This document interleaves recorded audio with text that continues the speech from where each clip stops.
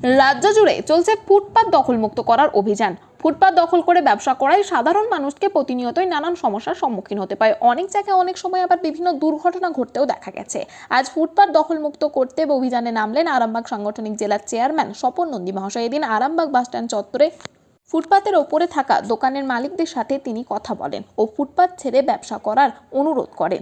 এদিন আরামবাগ সাংগঠনিক জেলার চেয়ারম্যান স্বপন নন্দী মহাশয় সহ আরামবাগের যুব নেতা শেখ বেলাল ও আরও অন্যান্য তৃণমূল নেতৃত্বরা উপস্থিত ছিলেন। এই বিষয়ে কি জানাচ্ছেন তারা, ওনাদের থেকে শুনবো বিস্তারিত। 24 আওয়ার্স আরামবাগের রিপোর্ট।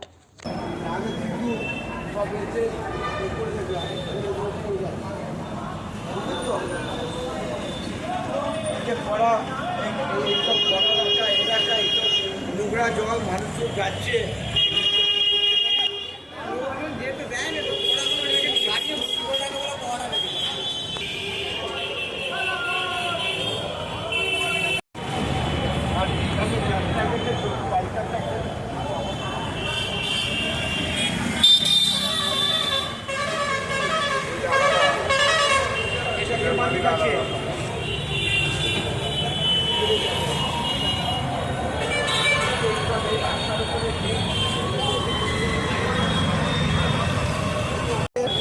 আমরা এর আগেও আমি যখন দায়িত্বে ছিলাম তখন আমি এই ব্যাপারগুলো করতাম। এখনও ওদিকে অনুরোধ করে গেলাম যে আপনারা এগুলো সব করিয়ে নেন, কারণ ওই যে গ্যাস সিলিন্ডার আছে, গ্যাসে রান্না হচ্ছে, তেলে কড়া আছে, সেই তাতে কড়াতে নানা রকম ওরা ভাজাভুজি করছে বা তরকারি তৈরি করছে, সেই তেল মানুষের গায়ে ছিটকে যেয়ে হবে বা গ্যাস সিলিন্ডার যে কোনো মুহূর্তে বাস্ট করতে পারে।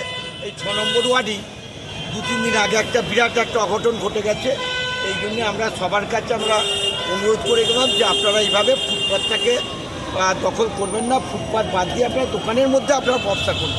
এইটাই ওদের কাছে আমরা জোরাত করে অনুরোধ করি। আরামবাগ বাসস্ট্যান্ড চত্বরে যে ফুটপাথ রয়েছে দীর্ঘদিনই দেখা যাচ্ছে এরকম দখল করে রয়েছে। সাধারণ মানুষ মেন রাস্তা দিয়ে হাঁটতে চলেছে, এরপরে দুর্ঘটনা ঘটেছে, কি বলবেন?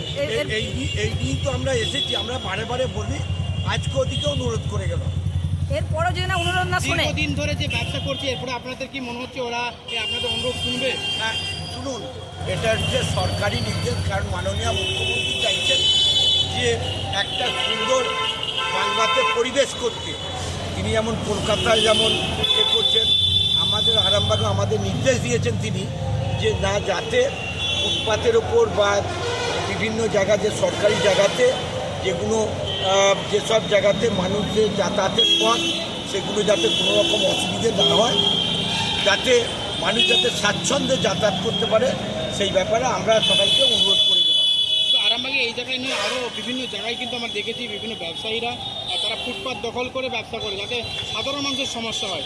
তো আপনাকে আরও আমরা বিভিন্ন জায়গাতেই করছি।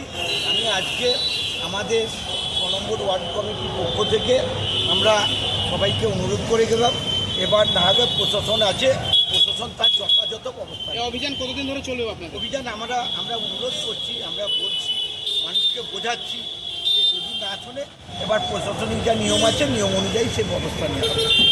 ফাঁকা হয়ে যায় পুরোটাই। তো এই স্টেপটা নিয়ে ভালো, আমরা চাইছি যে সবাই সরাক, আমরা সরিয়ে দেবো, আগে সরাবো আমরা, আমার দিকে সবাই সরাক। এইভাবে সবাই যদি আগে আসি নিশ্চয়ই ভালো হবে কাজ। আমার নাম দাদা সে মুক্তার। দীর্ঘদিন ধরে তো এরকম ব্যবসা চলে আসছে, যারা সাধারণ মানুষের অনেক সমস্যা হয়।